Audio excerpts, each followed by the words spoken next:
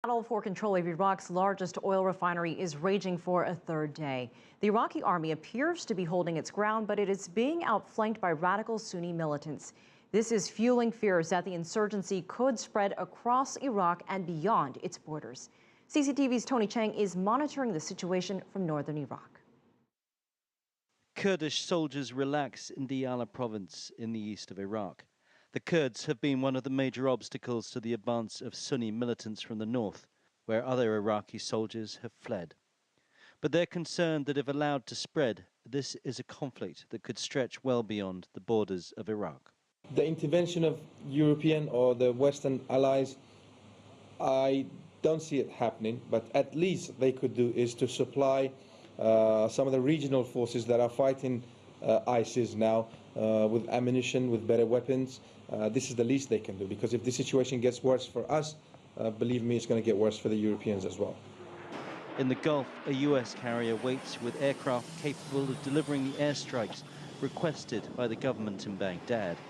But Washington seems reticent about offering such direct support and striking hard against the Sunni community while backing the Shia Prime Minister.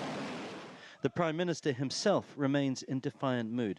He says the Sunni militants will soon be on the back foot, even though at this stage they seem to be in peril of losing the capital. But according to a senior Sunni leader, this is a problem of the government's making.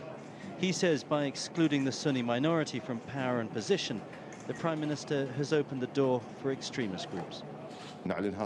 What brought terrorists like ISIS and other dangerous groups to Iraq is because of al-Maliki's behaviors and actions. Our problem is with al-Maliki and his government. It's not a problem between Sunni and Shia. And the Sheikh says that the Sunni tribes would even work with the US against the extremists if they agreed to abandon the Prime Minister. But he issues a stark warning if the Americans and the Iranians come to his support. An uncompromising message there from one of Iraq's most senior Sunni leaders. And the principal message he wanted to convey was that if Iran or the United States become involved in this conflict, it will lead to a war without end.